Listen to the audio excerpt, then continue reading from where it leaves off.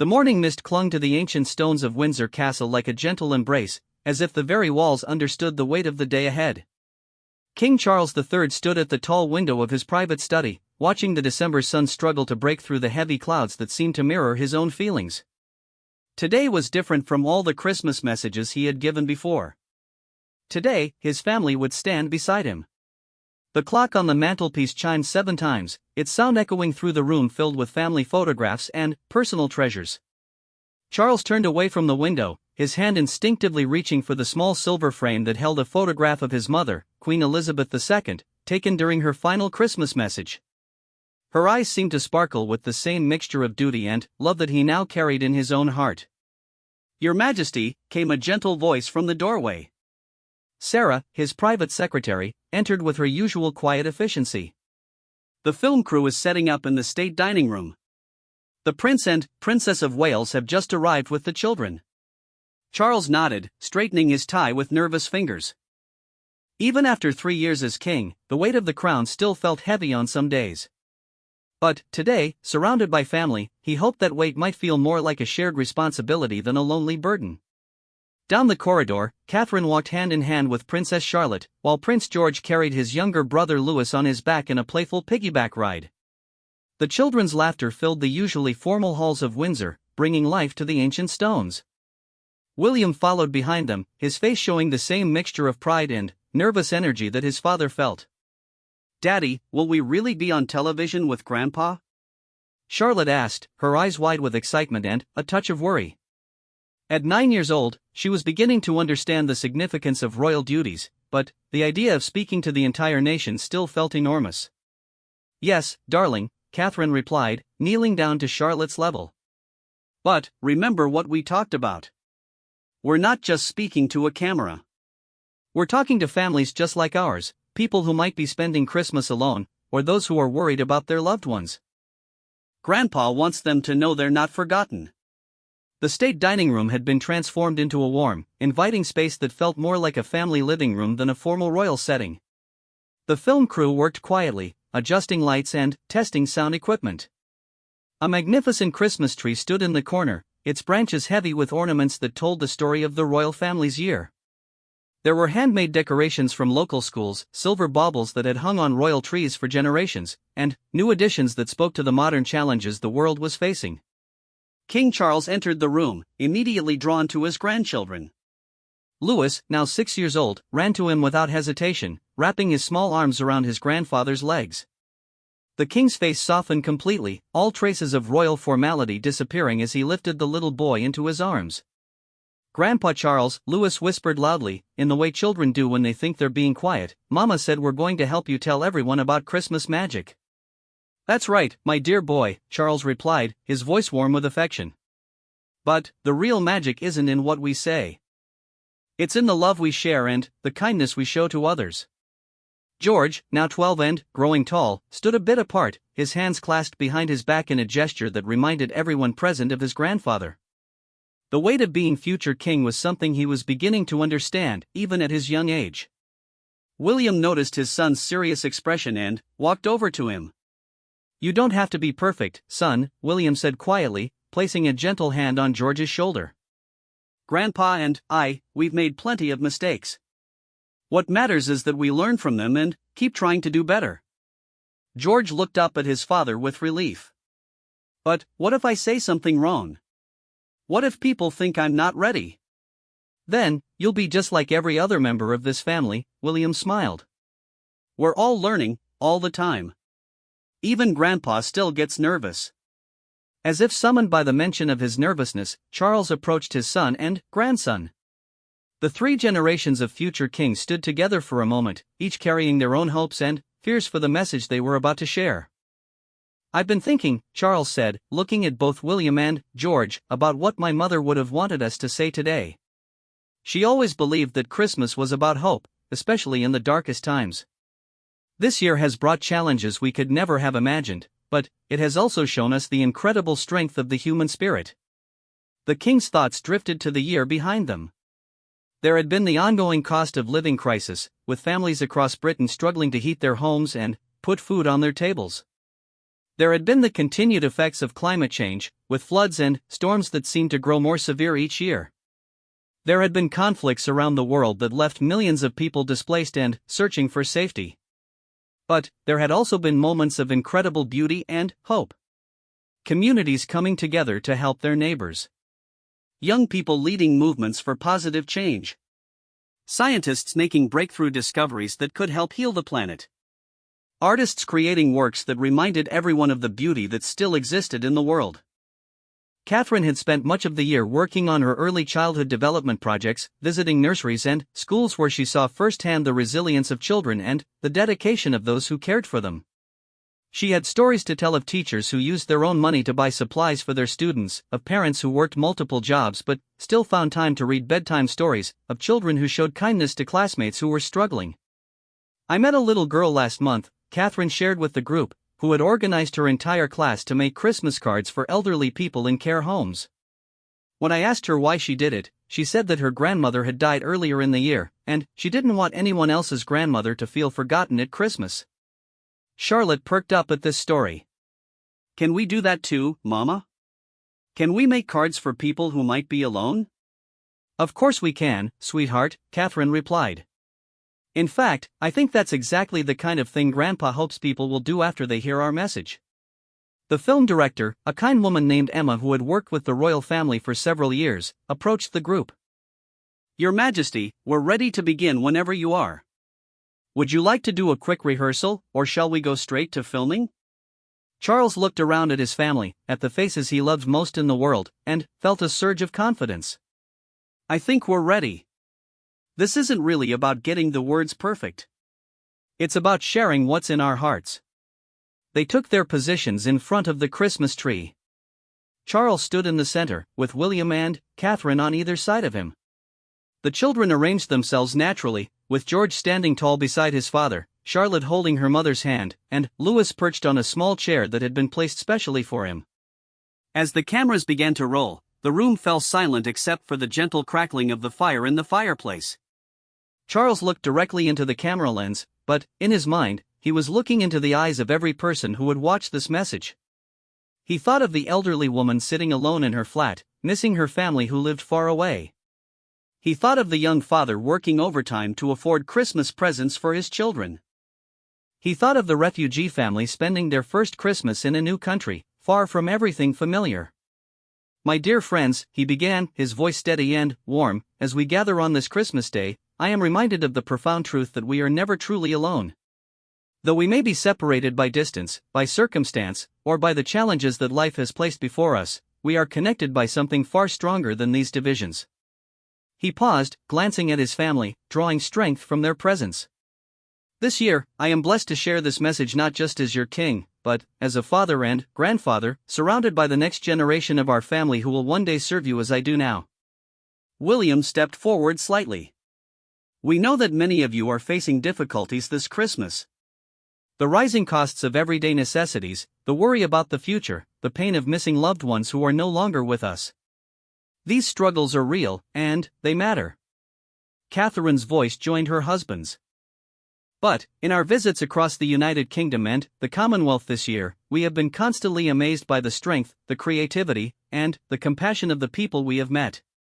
In every community, we have found examples of neighbors helping neighbors, of people reaching out to strangers in need, of hope persisting even in the most challenging circumstances." Charlotte, encouraged by her parents' words, spoke up in her clear, young voice. "We visited a school where the children were learning about taking care of our planet. They showed us how they were growing vegetables in their playground and sharing them with families who needed extra food. They said that helping others made them feel happy inside." George, following his sister's example, added his own observation. "And we met some young people who had started a program to teach older people how to use computers and phones to stay connected with their families. They said that learning new things together made both the young and old people feel less lonely." Louis, not to be outdone by his older siblings, piped up with the honest directness that only a 6-year-old could manage. "And Grandpa says that when we share our toys and our smiles, Christmas magic happens everywhere." The adults in the room couldn't help but smile at Louis's contribution, and Charles reached over to gently ruffle his youngest grandson's hair. Indeed, Lewis is quite right.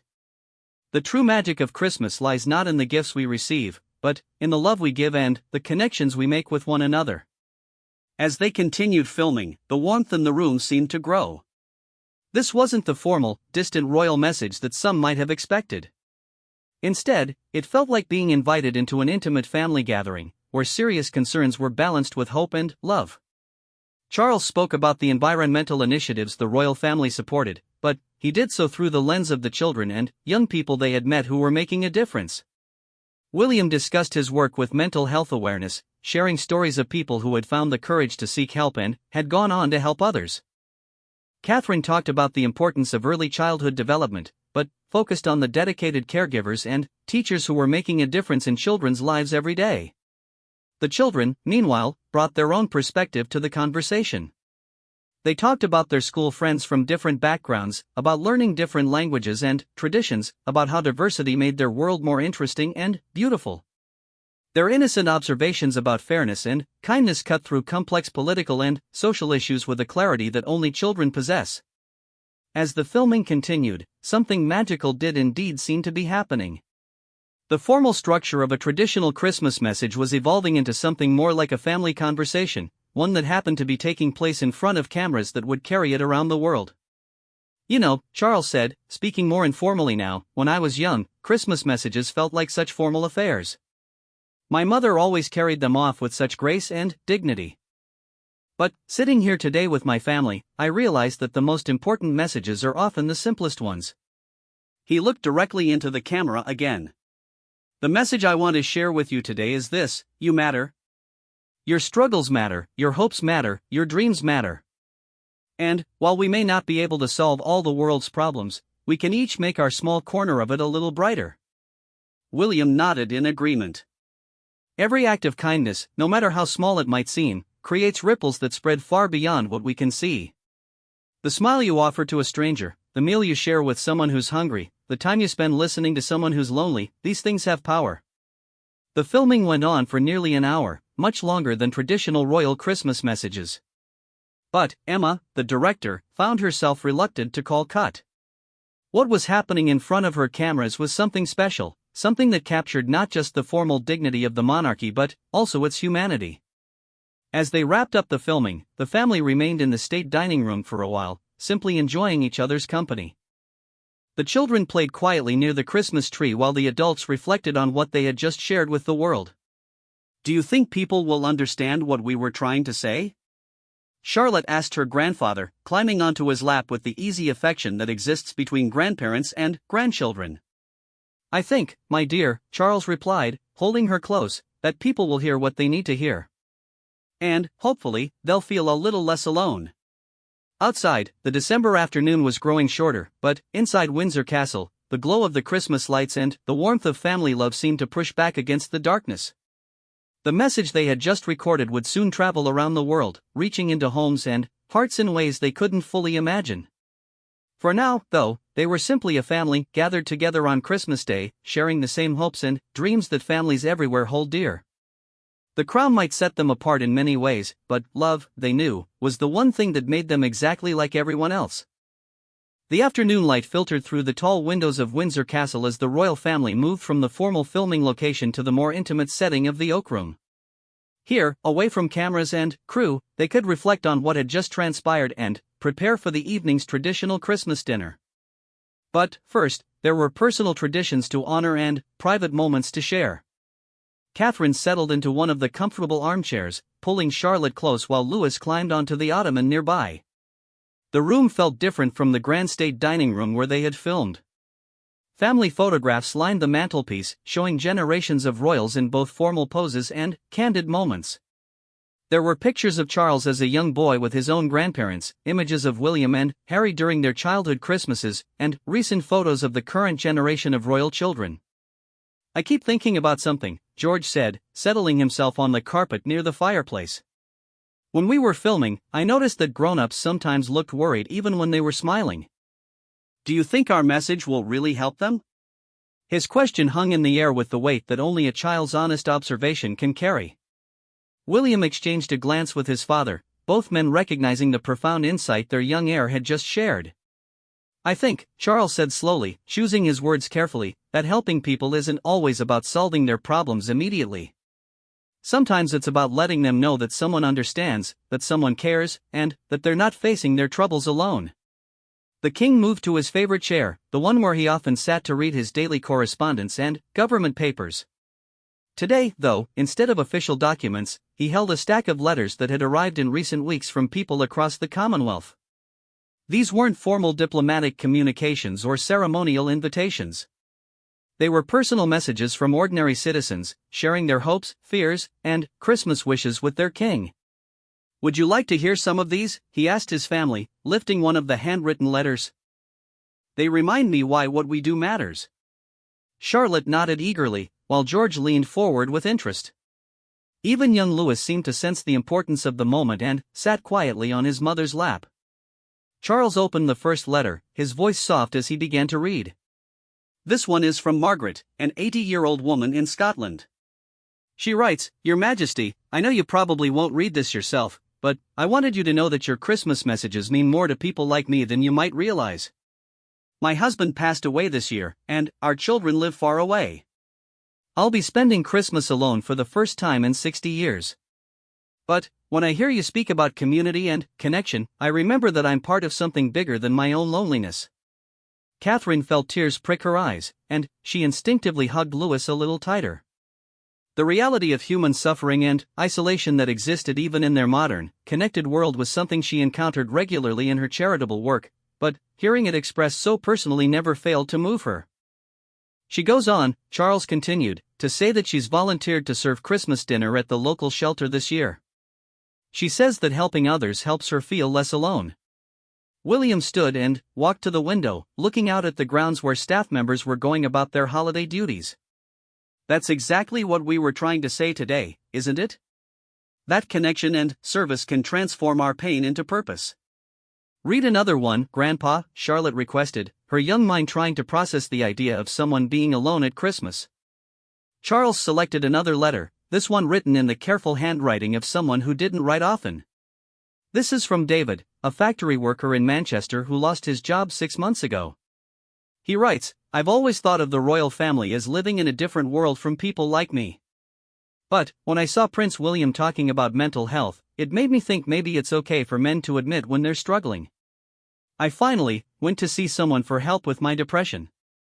It probably saved my marriage and maybe my life.'" The room fell quiet as the weight of this confession settled over them.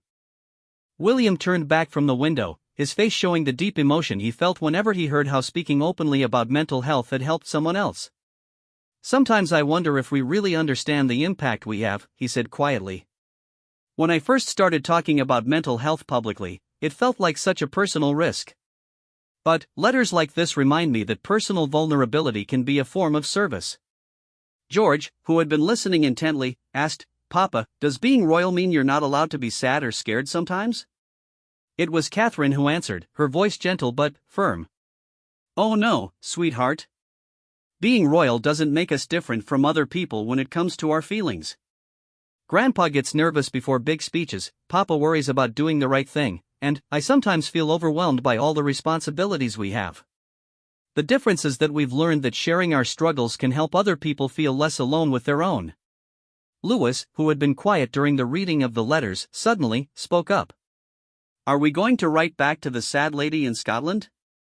His simple question prompted smiles around the room. Charles knelt down to his youngest grandson's level. "That's a wonderful idea, Louis. Would you like to help me write a letter to Margaret?" As Louis nodded enthusiastically, Catherine pulled out her phone to make a note. This was typical of their family life. The children often had ideas that led to real actions. Their innocence and directness frequently cut through the complex protocols and procedures that surrounded royal life, leading to genuine human connections. "I have an idea too," Charlotte announced.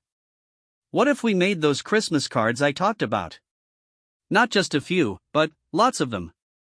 We could send them to people who write to us, and to care homes, and to hospitals." George immediately began planning. "We could make them tonight, after dinner. And maybe we could include pictures of our Christmas tree, or of the castle covered in snow." William and Catherine exchanged a look of pride. Their children were naturally developing the sense of service and compassion that they hoped would define their approach to royal duty when they were older. "I think," Charles said, "that we should make this a new family tradition. Every Christmas, we'll make cards together and send them to people who need to know they're remembered." The conversation was interrupted by a soft knock on the door. Sarah, the private secretary, entered with an apologetic smile. "I'm sorry to disturb, Your Majesty, but I thought you should know that the phone hasn't stopped ringing since news of today's filming began circulating. The messages are overwhelmingly positive." Charles raised an eyebrow with interest. "What kind of messages?" "Community groups wanting to know how they can get involved in local service projects. Schools asking about environmental initiatives they can implement. And individuals expressing gratitude for including the children in today's message. People seem particularly moved by their authentic perspectives." As Sarah left them to their privacy again, the family reflected on this unexpected response. They had hoped their message would resonate with people, but they hadn't anticipated such immediate engagement. "Maybe we should think about doing more together," William suggested.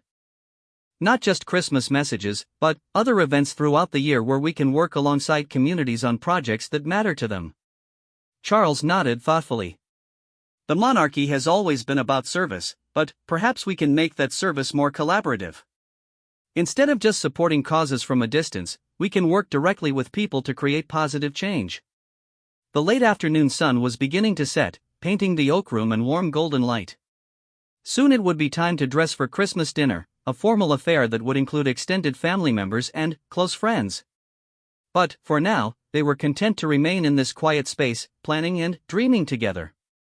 Catherine pulled out a notebook she always carried and began writing down the ideas that were flowing from their conversation.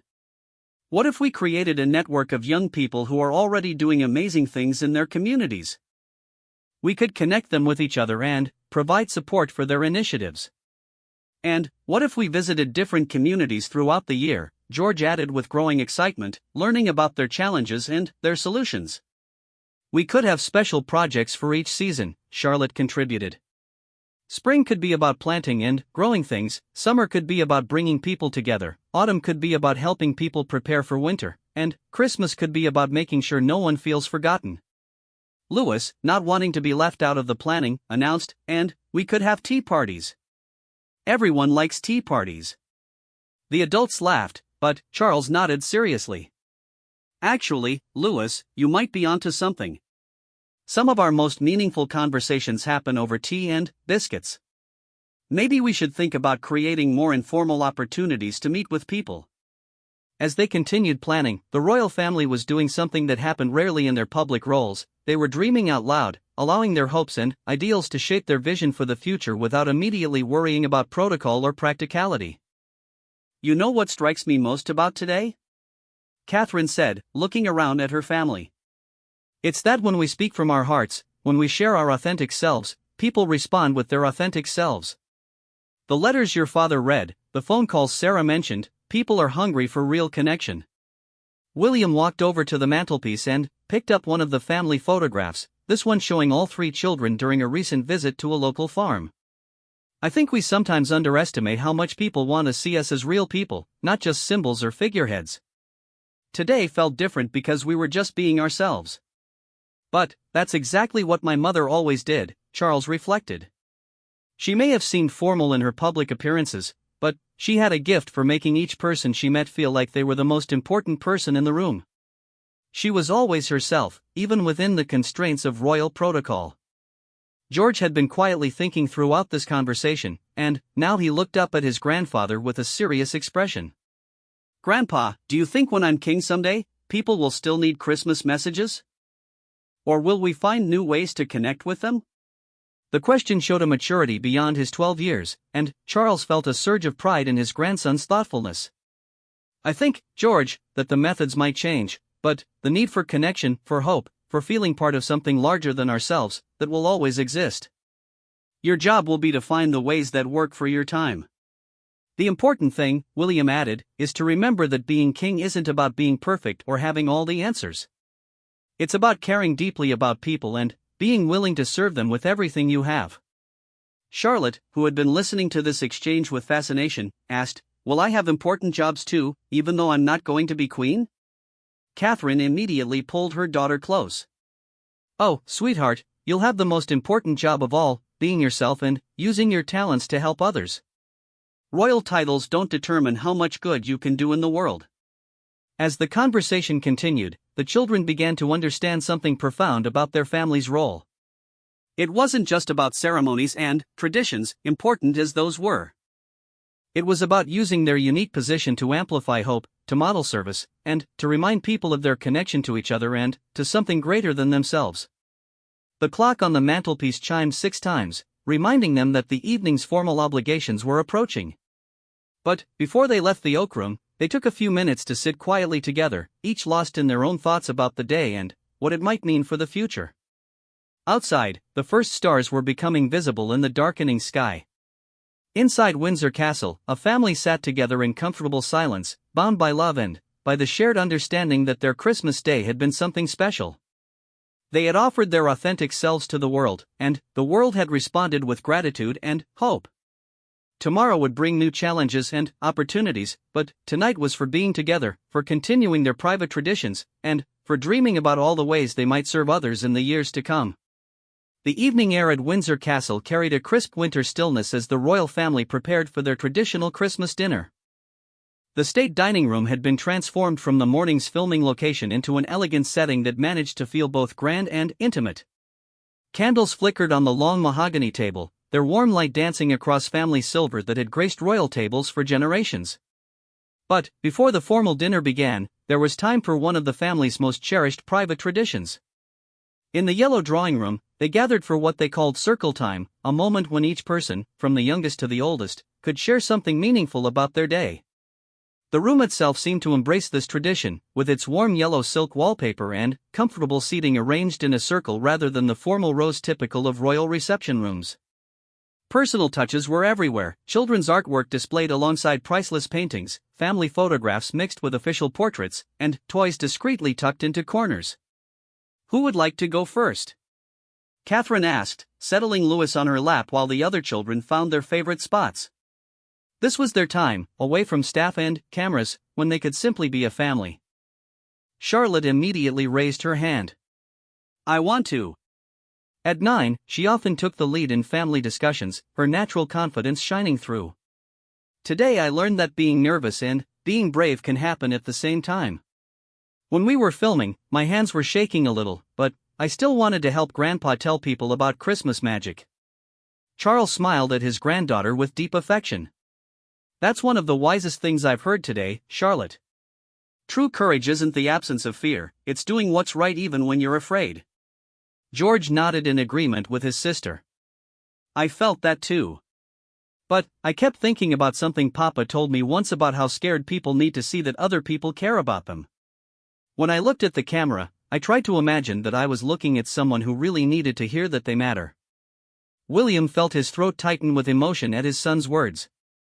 At 12, George was beginning to understand the profound responsibility that came with his future role, but, more importantly, he was developing genuine compassion for others.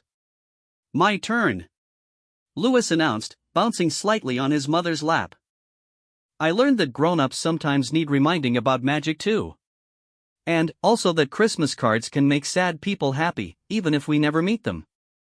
Catherine kissed the top of her youngest son's head. "You're absolutely right, my love. Sometimes the simplest gestures have the most powerful impact." William took his turn next. "I learned something today about family. Not just our family, but the larger family of people we serve. When we shared our authentic selves this morning, people responded with their own authenticity. It reminded me that connection is always possible, even across distances and differences." Catherine's reflection was thoughtful. "I'd been thinking about the letters Papa shared with us earlier. Each one represented someone who took time to reach out, to share their story with us. That takes courage. It made me realize that our role isn't just to speak to people, but to create spaces where they feel heard." All eyes turned to Charles, who had been listening to each family member with the careful attention he gave to important state matters. "Today taught me that legacy isn't just about what we pass down through bloodlines or traditions. It's about what we inspire in others. Watching you children speak from your hearts today, seeing how people have already begun responding with their own acts of service, that's a legacy worth leaving. As circle time concluded, they made their way to the state dining room, where extended family members had begun to arrive. Princess Anne was there with her family, bringing her characteristic blend of humor and practicality to the gathering. The Duke and Duchess of Edinburgh joined them, along with several cousins and their children. This was the royal family as they rarely appeared in public, multiple generations gathered around one table, sharing stories and laughter like any large family at Christmas. The dinner itself was a beautiful blend of tradition and personal touches. The menu included dishes that had been served at royal Christmas dinners for generations, alongside favorites requested by the children. The conversation flowed from serious discussions about the morning's filming to silly jokes that made everyone laugh. "Uncle Charles," said Princess Anne, using the informal address she had used since childhood, "I watched some of the footage this afternoon. I think Mother would have been proud. You managed to maintain the dignity of the institution while making it feel completely accessible." Charles paused with his fork halfway to his mouth, struck by his sister's observation. "Do you really think so? I kept wondering if we were being too informal, too personal." "That's exactly what made it work," Anne replied firmly. "People don't need us to be perfect. They need us to be real." The conversation that followed touched on the challenges facing the monarchy in the modern era, but it was driven by genuine care rather than political strategy. They discussed climate change, social inequality, mental health awareness, and the importance of preserving traditions while remaining relevant to contemporary life. Princess Anne's daughter, Zara, shared stories from her recent charity work with young athletes, describing how sports could build confidence and community connections among disadvantaged youth. The Earl of Wessex talked about his work with the Duke of Edinburgh's award, explaining how they were adapting the program to reach more diverse communities. The children listened to these adult conversations with the serious attention they gave to important matters, occasionally asking questions that showed their growing understanding of their family's role in society. They were being educated not just about royal protocol, but about the real work of service and its impact on people's lives. "Grandpa," Charlotte said during a pause in the conversation, "when you were my age, did you know you would be king someday?" Charles considered the question carefully. "I knew it was possible, but it seemed very far away. My mother was young and healthy, and I thought I had many, many years to prepare. I'm not sure I really understood what it would mean until much later." "Were you scared?" George asked, his young voice carrying the weight of his own future. "Terrified, sometimes," Charles admitted honestly. "But I learned that fear can be a teacher if we let it. It taught me to take the responsibilities seriously, to prepare as thoroughly as possible, and to surround myself with wise advisors and loving family." William reached over to place a reassuring hand on his son's shoulder. "The wonderful thing about our family is that no one has to carry these responsibilities alone. We support each other, learn from each other, and face challenges together." As dinner progressed, the conversation turned to lighter topics. Louis entertained the table with his impression of the corgi dogs, making everyone laugh with his spot-on mimicry of their dignified waddle. Charlotte shared a joke she had learned at school, while George demonstrated a card trick that mystified several of the adults. But, even in these lighter moments, something deeper was happening. The royal family was reinforcing the bonds that would sustain them through the serious work ahead. They were creating memories that the children would carry with them as they grew into their own roles, reminding them that duty could coexist with joy, that service could be balanced with celebration. "I have something to share," Catherine announced as dessert was being served. "We've been talking about making Christmas cards as a family tradition, but I think we should expand that idea.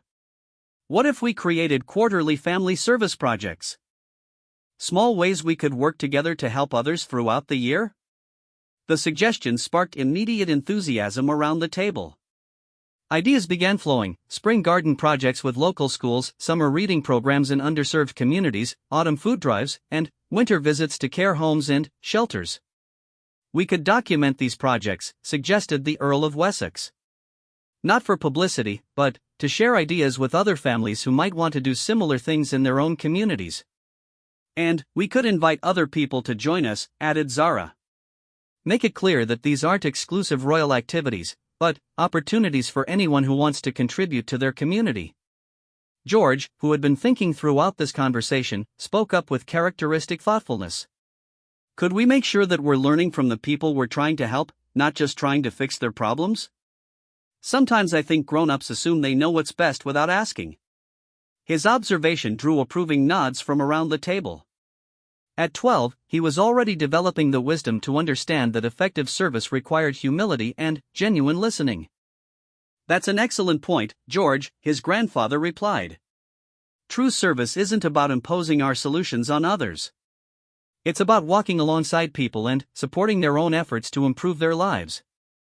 As the evening continued, the royal family found themselves in deep discussion about the role of monarchy in the 21st century.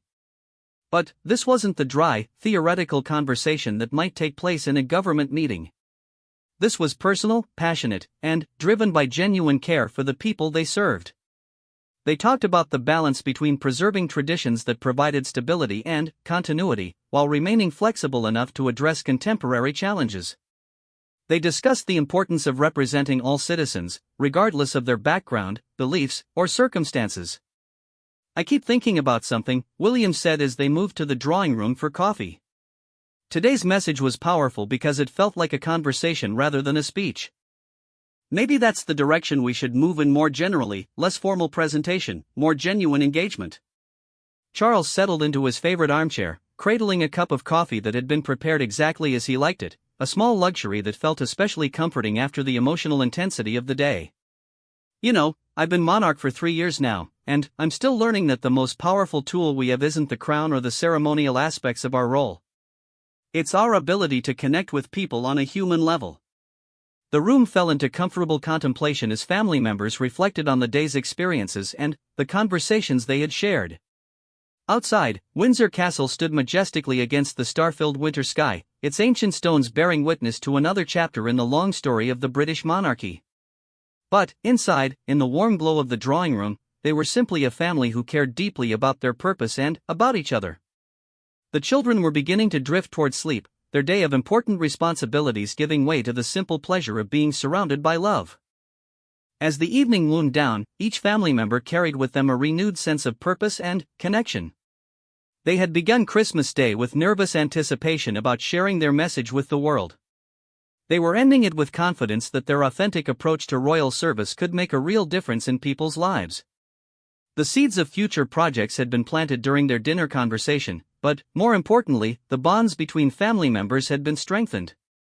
They would face whatever challenges lay ahead together, united by love and by their shared commitment to serving others with humility, compassion, and hope.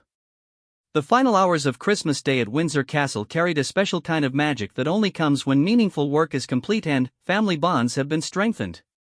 The formal dinner had ended, extended family members had returned to their own homes, and now just the immediate family remained in the private apartments, savoring the quiet intimacy of the evening. In the cozy sitting room that served as their family retreat, the Christmas tree lights cast dancing shadows on the walls while a fire crackled softly in the fireplace. The children, still dressed in their dinner clothes but, with shoes kicked off and formal posture abandoned, sprawled comfortably on the carpet with art supplies spread around them. True to their word, they had begun creating Christmas cards for people who might need a reminder that they were remembered.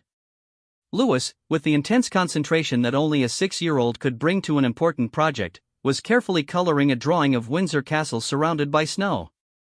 His tongue poked out slightly as he focused on staying within the lines, occasionally looking up to check that his artistic interpretation matched the real castle visible through the window.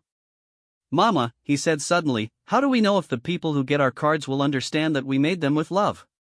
Catherine, who was sitting nearby helping Charlotte with her more elaborate card design, paused to consider her youngest son's question. "I think, sweetheart, that love has its own language. When someone takes time to create something beautiful for someone else, that love comes through, even without words." Charlotte looked up from her card, which featured an intricate drawing of children from around the world holding hands around a Christmas tree. "I keep thinking about that letter Grandpa read from the lady in Scotland who's going to be alone. I'm making this card especially for her." George, who was working on a series of cards rather than just one, had developed an assembly line approach that allowed him to create personal messages for multiple recipients.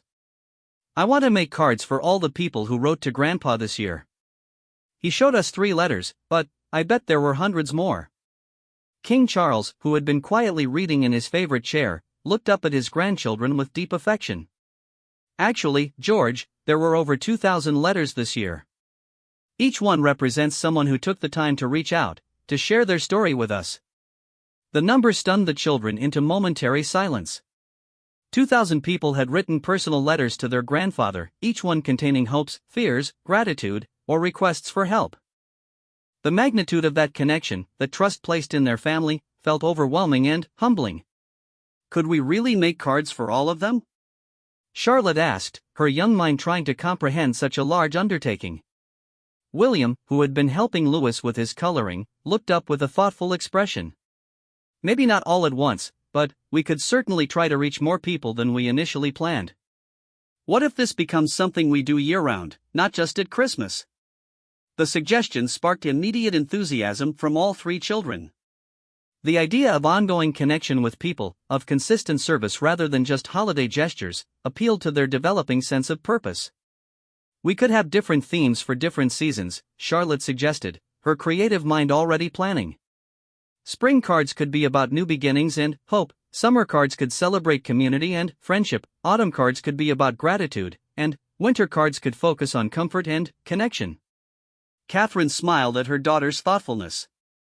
I love how you're thinking about this, sweetheart.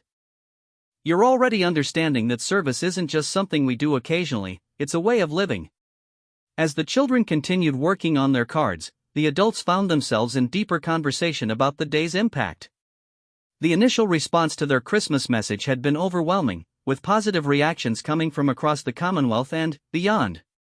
But, more than the praise, what moved them were the stories of people inspired to take action in their own communities. Sarah called earlier with updates Charles shared with his family. Community centers in Manchester have reported a surge in volunteer inquiries. A group of teenagers in Australia have organized a beach cleanup for New Year's Day, saying they were inspired by our discussion of environmental responsibility. And care homes across the UK have been contacted by families wanting to visit elderly residents who don't have visitors. William shook his head in amazement.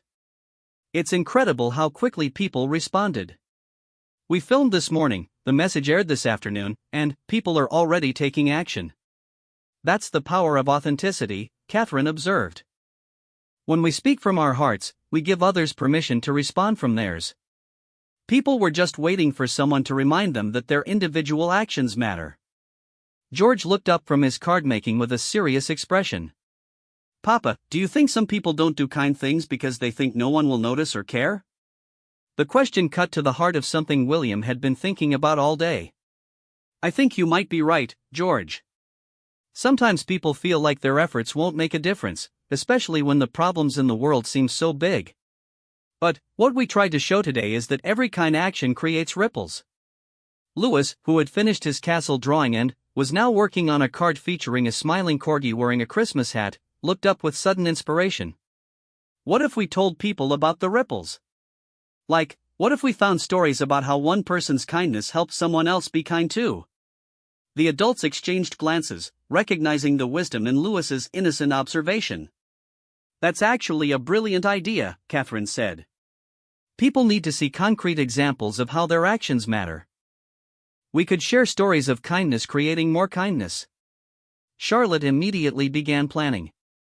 We could have a special page where people send us stories about kindness they've seen or done. And then, we could share the best ones to inspire other people. But we'd have to be careful not to make it seem like we're just looking for good publicity, George added with the diplomatic wisdom that came naturally to him. It should be about celebrating the people doing good things, not about making us look good. Charles felt a surge of pride in his grandchildren's instinctive understanding of appropriate motivation for service. They were learning that true service was about others, not about the server. As the evening progressed, their card-making project evolved into something more substantial. They began planning a comprehensive approach to year-round communication with people who reached out to them, whether through letters, emails, or other channels. What if we created different ways for different people to connect? William suggested. Some people feel comfortable writing letters, others might prefer digital communication, and some might want to meet in person at community events. Catherine immediately saw the potential. We could have regular meet and greets in different communities, not formal royal visits but genuine opportunities to sit down and listen to people's concerns and ideas.